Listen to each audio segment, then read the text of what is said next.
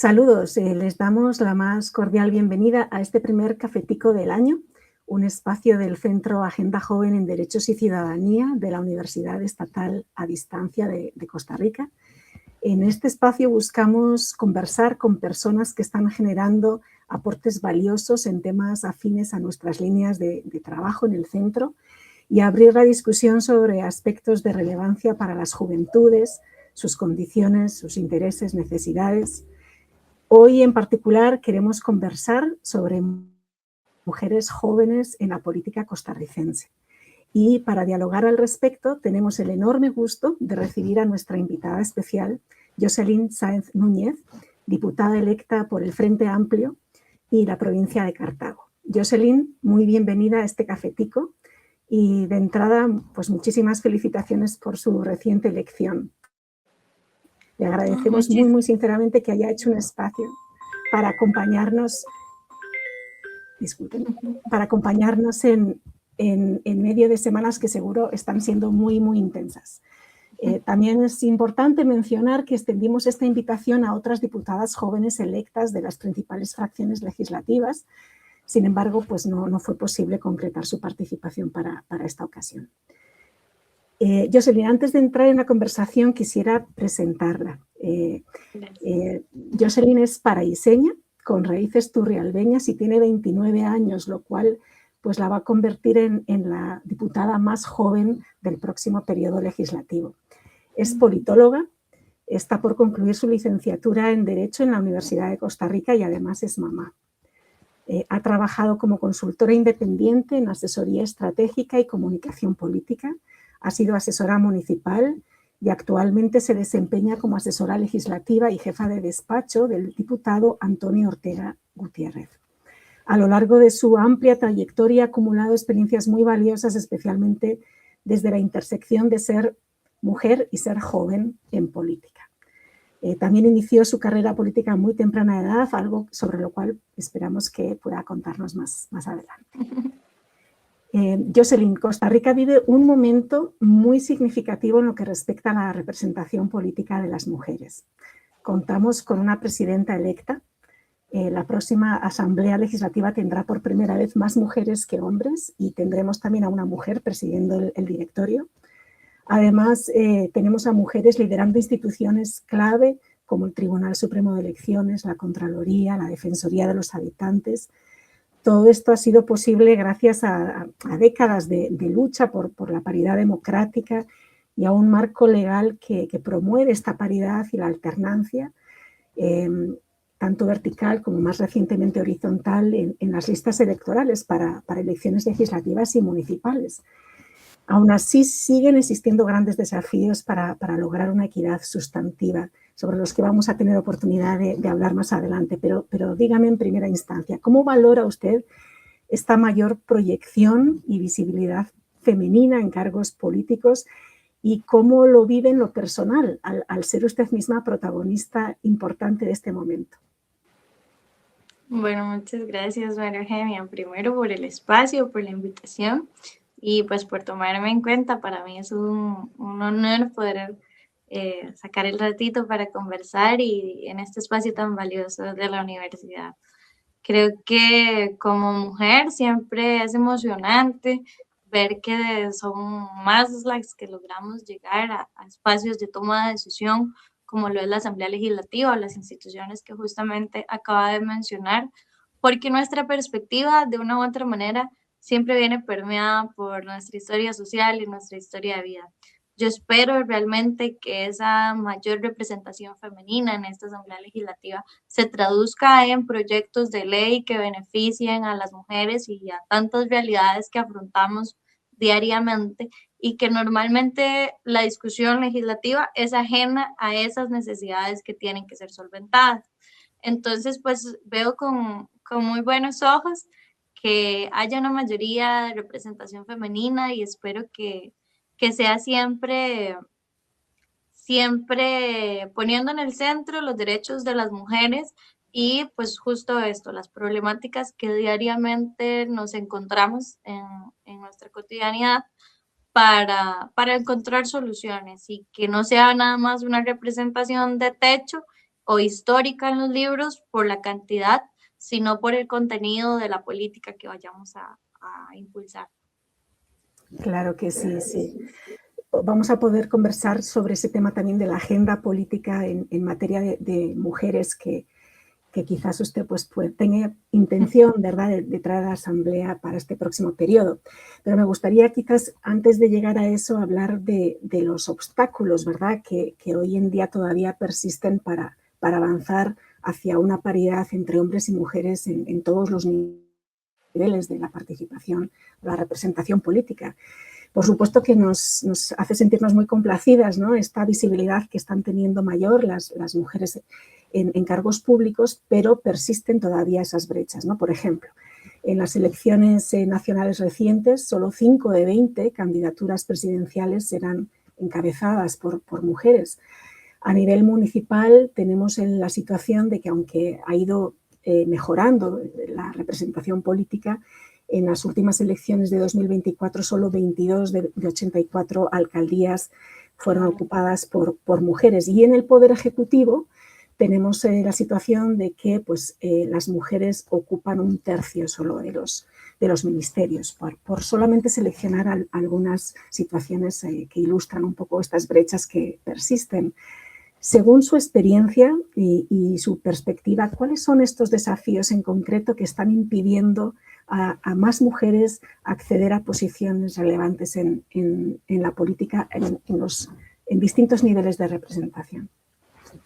Yo creo que justamente una que se traslada a toda la sociedad y que tiene que ver con labores de cuidado incide muchísimo en el acceso de las mujeres a espacios de toma de decisión, por lo menos en la política, y creo que también inclusive en el ámbito laboral.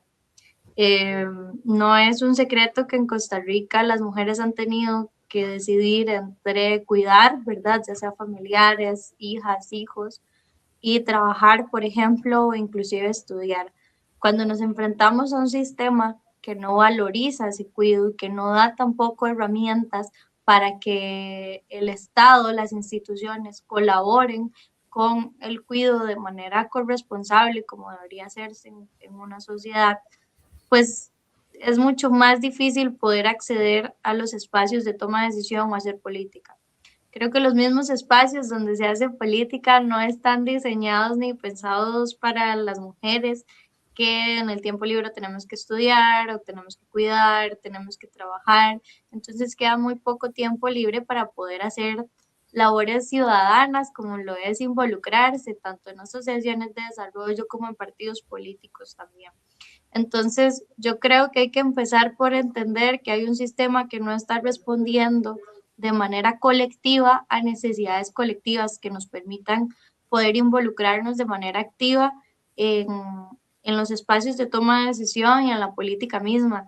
Normalmente, y lo vivo ahora como política y mamá, que las invitaciones son muchas en la noche, y una vez yo tengo un bebé chiquito, ¿cómo hago, verdad, para acomodarme con su hora de dormir y tener que tener reuniones, ir a foros, actividades? Y es porque la política y hay un sistema que no está pensado en esas necesidades y piensa que las personas pues nada más son agentes individuales que toman decisiones de forma individual, ¿no? Entonces yo creo que ese es uno de los principales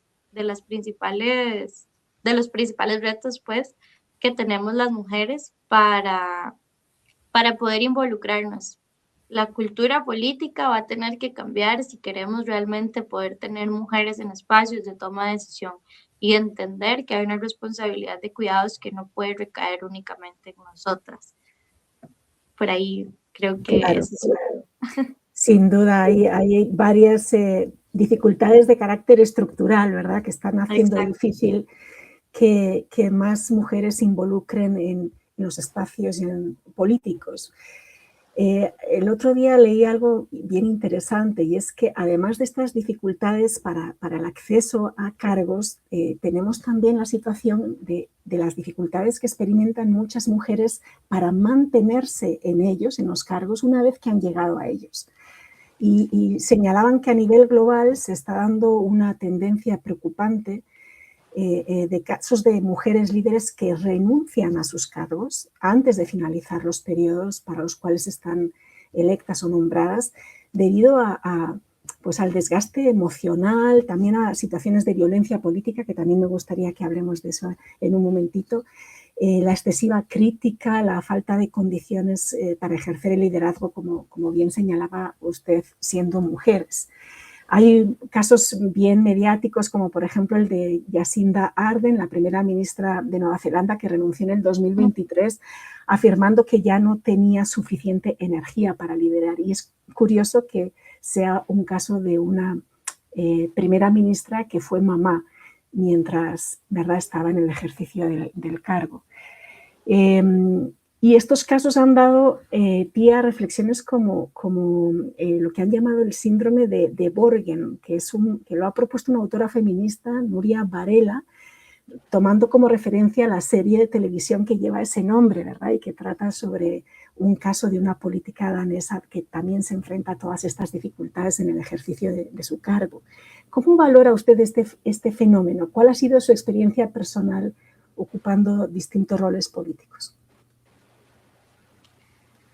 Creo que justamente no se comprende el equilibrio de responsabilidades que lleva la vida personal con la vida política y cómo se relacionan, ¿no? Se espera que nosotras cumplamos las mismas labores que un hombre en política, exigiéndonos roles sociales que a un hombre no se le exigen. Por ejemplo, vemos a hombres que ejercen cargos que pueden ser papás, ¿verdad?, que pueden ausentarse de sus responsabilidades de cuidado por asumir los cargos políticos. Cuando nosotras intentamos equilibrar esos mundos, es donde empiezan esas disparidades y donde empieza también un choque estructural que termina recargando a las mujeres que estamos en el ejercicio de estas funciones, ¿no?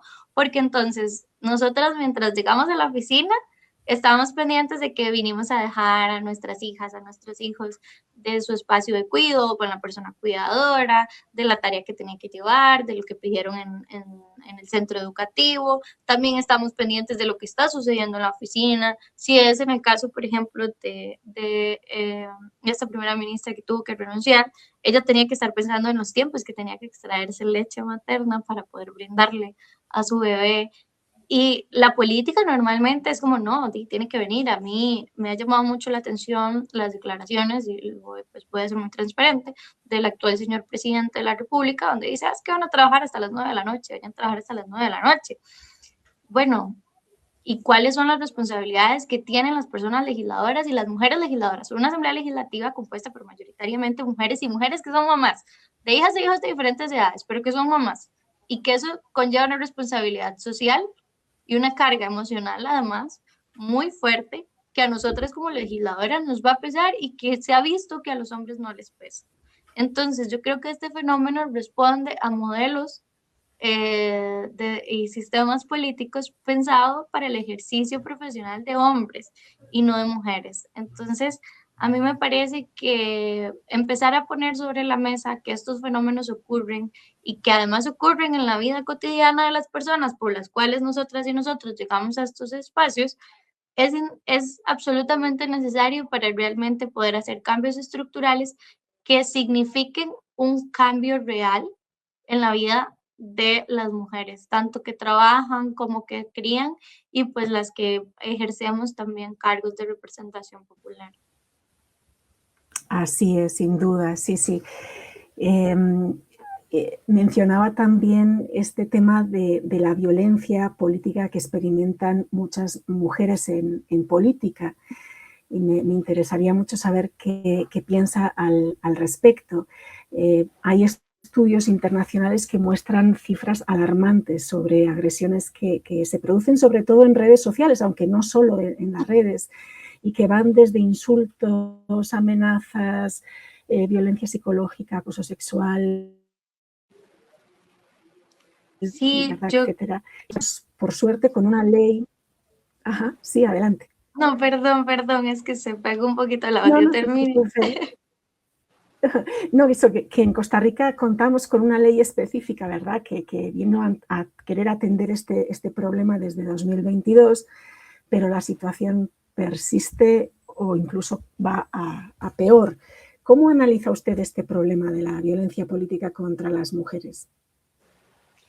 Creo que es algo que debe resolverse más allá de la ley actual, que creo que debe revisarse. Es una ley que ya ha contado con un buen periodo de 4 años para ver los efectos, ¿verdad?, que ha tenido y en efecto, pues no son los más positivos. Creo que a nivel de violencia política tenemos que hablar y tener una perspectiva, como bien señala, desde el abordaje que se hace en redes sociales, cómo se puede desde la legislación sancionar o impedir inclusive que esto suceda en los espacios políticos entre las compañeras y los compañeros que se supone que ejercen los mismos cargos, cómo esa violencia realmente tiene que encontrar, a mi criterio, alguna salida y alguna sanción significativa.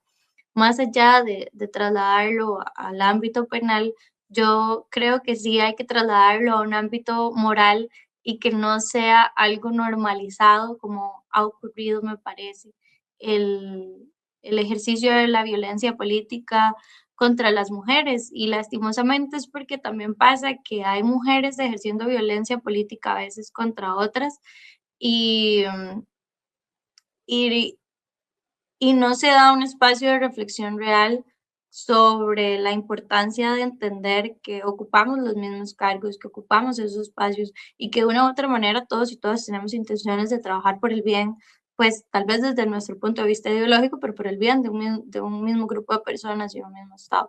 Entonces, a nivel de violencia política, creo que hay que hacer un tema de revisión, pero creo que también hay que implementar cambios a nivel educativo y hablar de esto desde instancias más pequeñas, ¿verdad?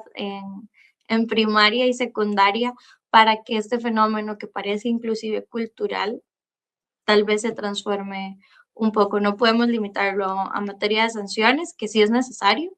Creo que hay que establecer códigos de ética en los espacios, al menos en el Frente Amplio así lo hemos hecho y hemos intentado promoverlo. En las instituciones tiene que suceder y hay un tema de educación indispensable para que esto realmente se transforme y se comprenda que las mujeres somos lideresas, que las mujeres tenemos derecho a estar en estos espacios y que tenemos una voz que vamos a seguir levantando, pero no tienen derecho a pues violentar el ejercicio de nuestros liderazgos a nivel político.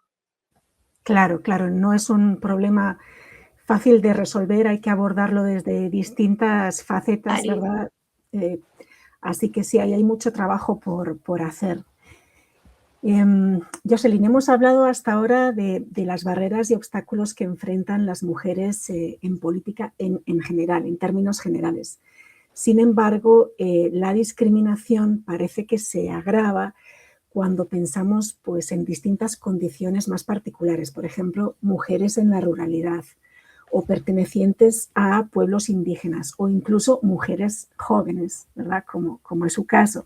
Con respecto a este último factor, la edad, en estudios que hemos hecho desde Agenda Joven sobre participación política juvenil, hemos encontrado que prevalecen discursos y prácticas adultocéntricas, edadistas, que hacen que las personas jóvenes suelen o vean sus opiniones minimizadas, deslegitimadas, ¿verdad? Algo que en el caso de las mujeres pues se complica todavía más. Con respecto a esto, quizás nos pueda contar un poco cómo fue su incorporación tan temprana, tan joven a la política y qué desafíos particulares ha enfrentado como mujer joven. Claro, creo que, bueno, yo en mi vida universitaria fue donde inicié a involucrarme en la política, en el movimiento estudiantil de la Universidad de Costa Rica.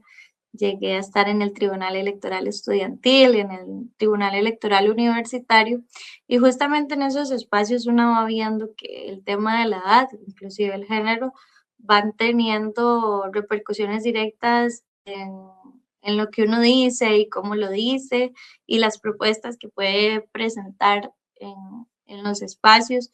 Me ha tocado pues mucho escuchar como, bueno, es que usted no sabe porque está muy joven, uy, es que viera, usted no lo vio, pero antes era así, ¿verdad?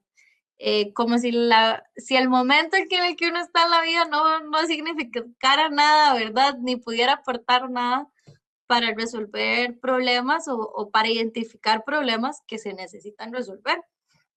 Entonces ha sido un ejercicio interesante. Recuerdo que eso en algún momento me hizo pensar, mira, esto puede llevar inclusive a, a efectos de masculinizar la política, entonces masculinizar las prácticas de liderazgo que tienen las mujeres para poder tener un grado de legitimidad más amplio, porque aunque estés joven, si te comportas de manera un poco más masculina, puede tener mejor apertura a lo que uno dice, ¿verdad?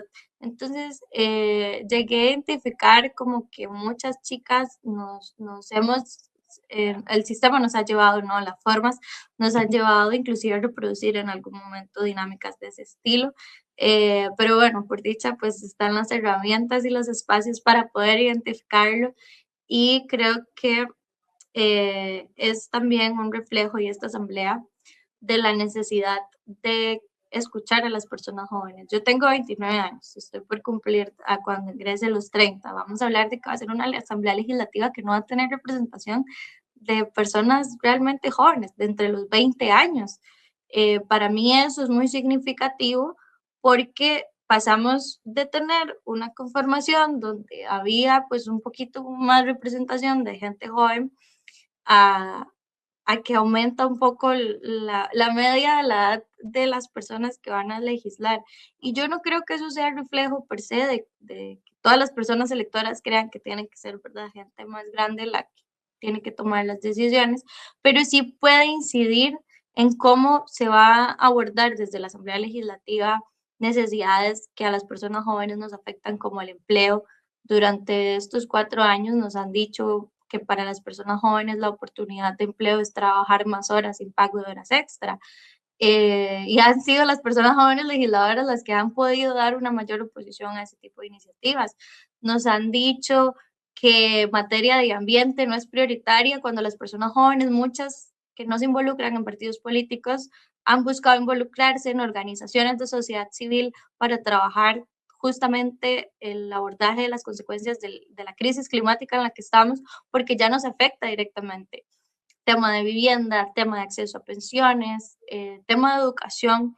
Entonces, definitivamente la práctica política para los jóvenes nos termina enfrentando a veces con un muro que es ese adultocentrismo que nos dice, no, es que lo que ustedes piensan no es prioridad en este momento, pero son nuestras realidades. Entonces, creo que ahí es muy valioso el poder traer esos temas y esa voz a la Asamblea Legislativa durante estos próximos 4 años, porque de ahí no, lo que no se dice muchas veces parece que no existe, ¿verdad? Y, y ese adultocentrismo pues toca enfrentarlo con verdad. Creo que no hacen falta pues prácticas irrespetuosas para decir lo que realmente estamos viviendo y lo que necesitamos, pero sí hay que mencionarlo. Entonces, parte de cambiar eso es intentar pues impulsar prácticas de hacer política distintas, menos violentas, y de más apertura a la escucha de la gente, porque si no van a cambiar nunca. Y sí pasan mucho por el cuerpo y pasan por entonces decisiones de no me involucro en tal organización, no me involucro en tal espacio de incidencia o toma de decisión, porque los espacios son muy violentos, no me respetan, no me escuchan y es como perder energía y tiempo de vida. Eso tiene que cambiar y eso empieza por cambiar ocupando esos espacios. Entonces, aquí vamos a intentar dar esa lucha también. Qué bueno, qué gusto escucharla, Jocelyn. Bueno, muy interesante todo lo que ha planteado desde un estilo diferente de hacer política, ¿verdad? De cómo tienen que cambiar los espacios para que haya gente que se sienta más invitada a ser parte. Y también el tema de la agenda política y qué consecuencia tiene el hecho de que haya una menor representación, bien de personas jóvenes o bien de mujeres, en las instancias de toma de decisiones, ¿verdad? Porque además de ser una afectación muy importante a los derechos políticos de esos colectivos, además es que eso repercute en las decisiones que se toman, ¿no? En la agenda de temas que se marca y en las políticas que se proponen. En ese sentido, ¿nos podría contar un poquito sobre cuáles son como sus prioridades para este periodo nuevo que pronto va a iniciar? ¿Qué proyectos le gustaría impulsar? Bueno, creo que hay varios ejes temáticos que me son de mucho interés. Uno de ellos es el tema de movilidad, infraestructura del transporte público y el servicio de transporte público como tal, justamente desde un enfoque femenino, bueno, de mujeres y de juventudes. Creo que somos de las poblaciones que más sufrimos el servicio de mala calidad que hay en Costa Rica del transporte público. Entonces me gustaría pues impulsar una iniciativa para reformar el Consejo de Transporte Público y que realmente sea una institución que responda a las necesidades de las personas usuarias con un servicio de mala calidad y que pueda tener capacidad de acción cuando pues quienes brindan el servicio no están respondiendo para lo cual fueron concesionados. Eso por un lado, el fortalecimiento del servicio del tren. Evidentemente hay que apoyar la iniciativa del tren eléctrico interurbano, pero también necesitamos con urgencia mejorar el tren actual. Creo que mientras se desarrolla todo el proyecto del tren eléctrico, que es indispensable para el desarrollo del país, hay personas que están utilizando el servicio actual que no da abasto con vagones, que no da abasto con horarios de servicio y que hay que mejorar. Por ahí hay un proyecto que como asesora redacté para sacar al INCOFER de la regla fiscal que quiero darle seguimiento durante estos próximos años para ver si logramos garantizar que el INCOFER pueda presupuestar los recursos necesarios de manera anual sin ningún tope y que hoy impide que cosas tan sencillas como inclusive mandar a arreglar un tren de los que sufrió algún desperfecto mecánico pueda ser más rápido, ¿verdad? O garantizar mayor cobertura de horarios o más vagones. Otro aspecto que me es pues, de mucho interés es abordar el tema de la producción agro a nivel nacional.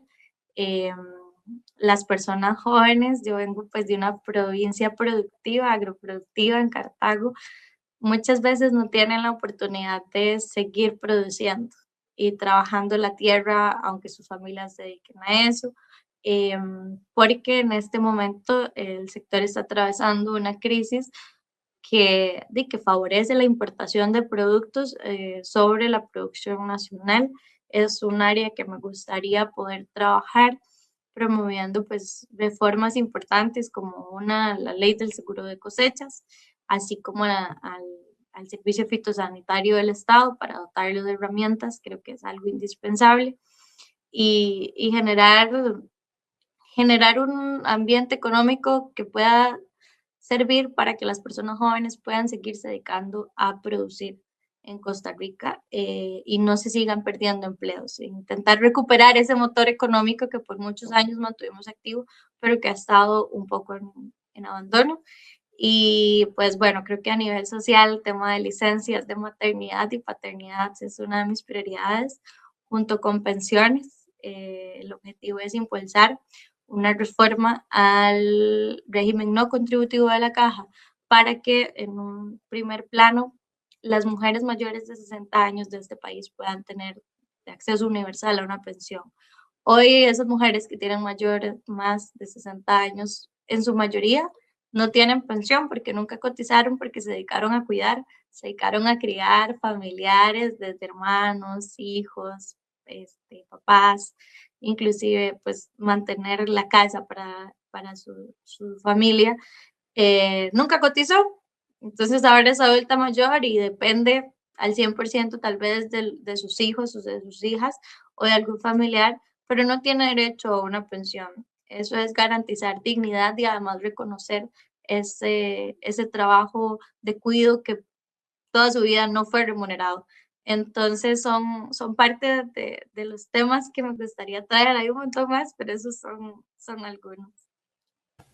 Bueno, suenan maravillosos proyectos de alto impacto, ¿verdad? En áreas muy importantes, fundamentales de la economía, de la cotidianidad también, y que tienen repercusiones importantes en la calidad de vida de la ciudadanía. Así que esperemos que tengan mucha suerte y, en impulsar estas iniciativas tan valiosas. Gracias. Jocelyn, también hay otro tema relacionado con esta cuestión de la participación de mujeres en la política que me gustaría que conversáramos. Y es algo que también se viene observando y que tiene que ver con un retroceso en los discursos feministas, como una especie de crítica que se está dando y al mismo tiempo pues movimientos que van creciendo contra la igualdad de género. Según estaba viendo que esta publicación que tiene la ONU del Índice de Normas Sociales de Género, la última que se publicó en el 23, se encontró que los prejuicios contra las mujeres no han disminuido y que por el contrario han crecido los movimientos contra la igualdad de género, así como también, pues, como decía, los ataques al discurso feminista y el resurgimiento de posturas patriarcales, muchas veces asociadas a movimientos políticos de ultraderecha.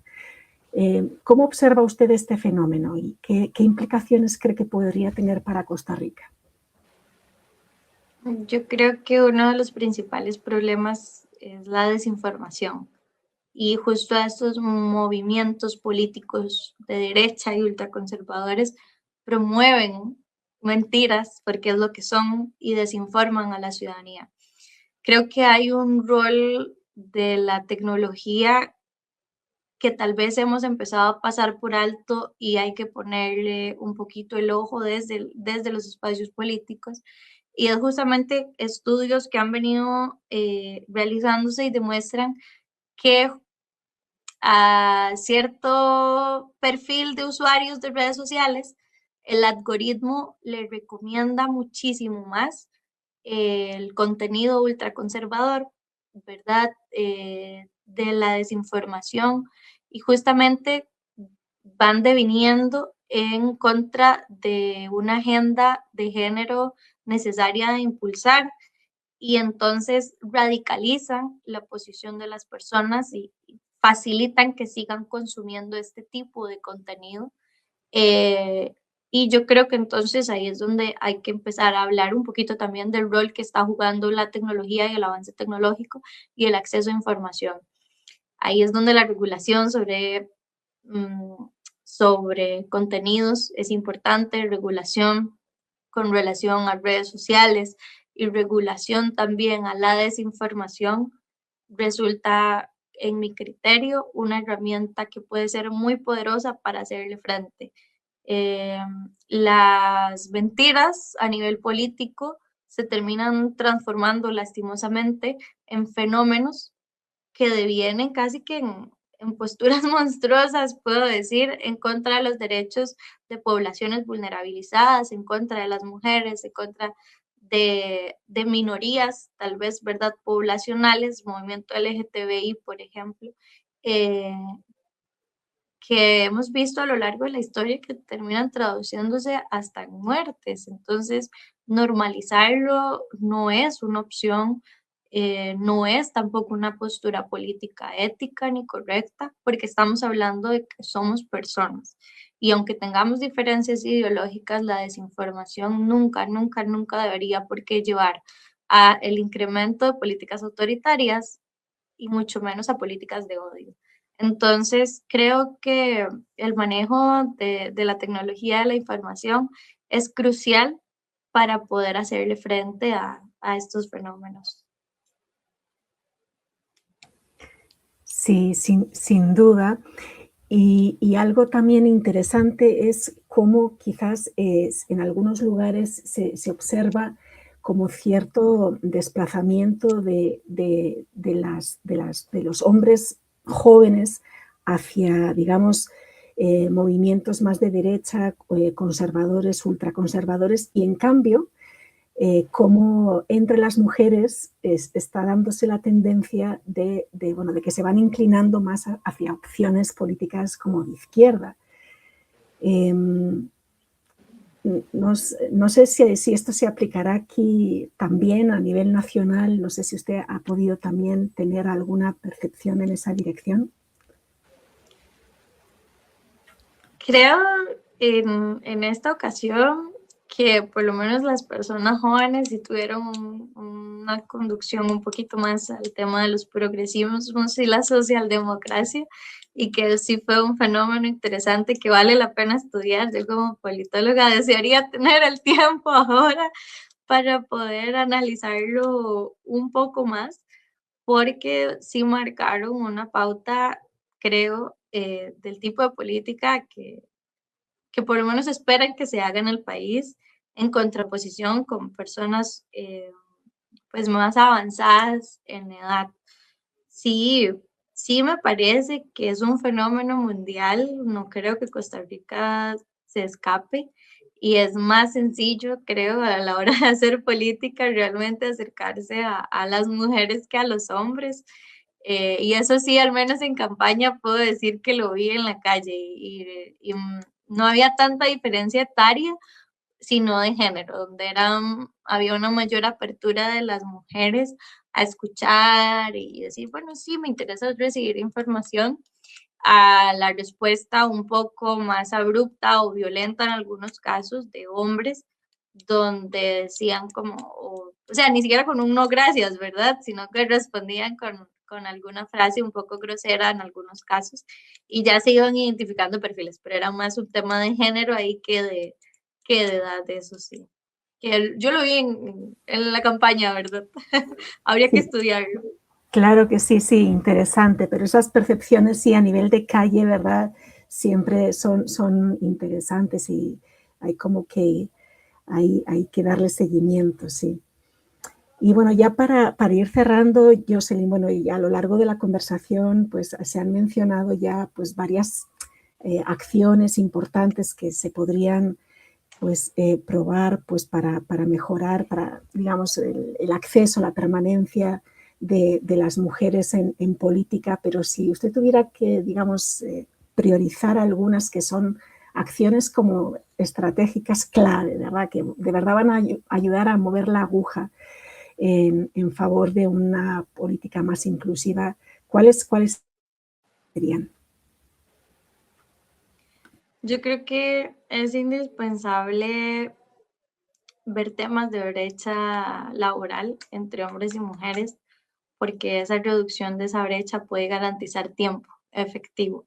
Cuando hablo de tiempo efectivo, me refiero a lo que hablábamos ahora, de poder contar con los espacios para poder involucrarse en la política y también en incidencia y otras formas de organizarse, porque si uno no tiene el tiempo para hacerlo, difícilmente realmente va a poder participar de forma efectiva, y entonces van a terminar replegada a espacios de casi que de que está ahí por el número que la legislación obliga que haya en casos de elecciones.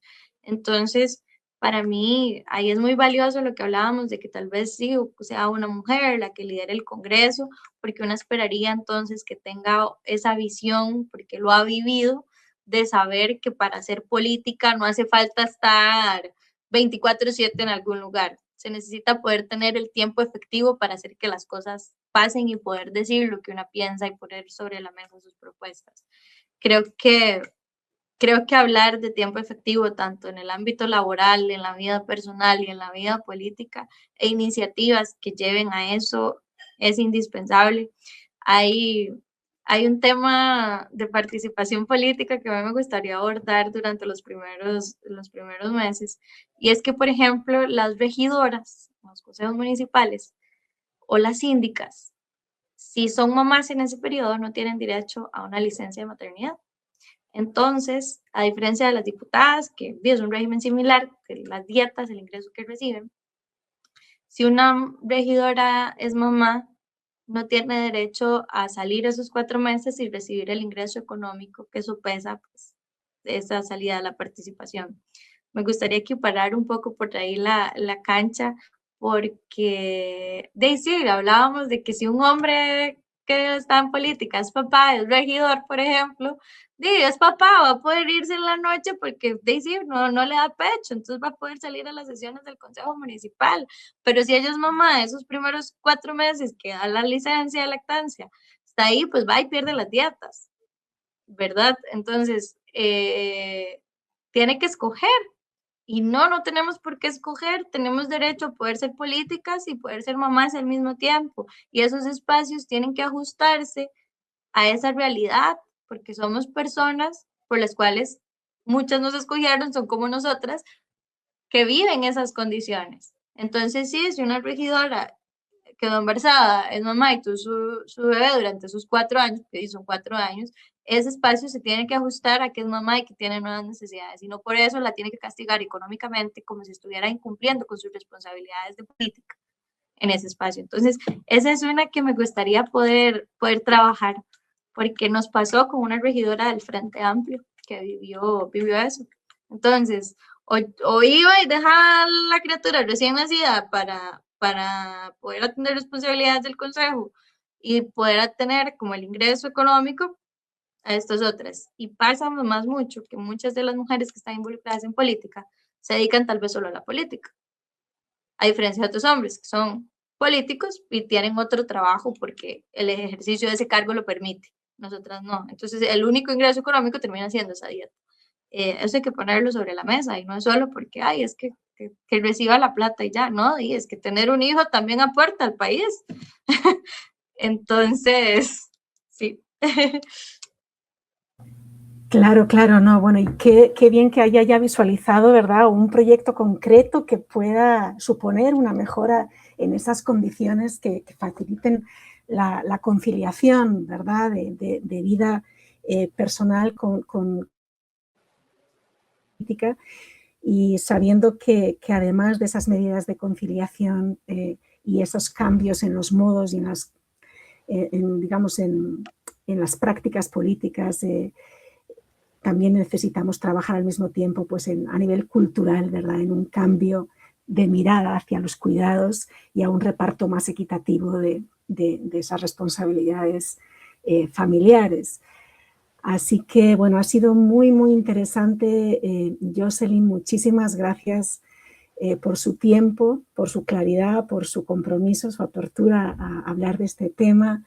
Esta conversación nos recuerda que la participación política de las mujeres y especialmente de las mujeres jóvenes sigue enfrentando barreras estructurales muy profundas, pero también que hay liderazgos como el suyo abriendo nuevos caminos.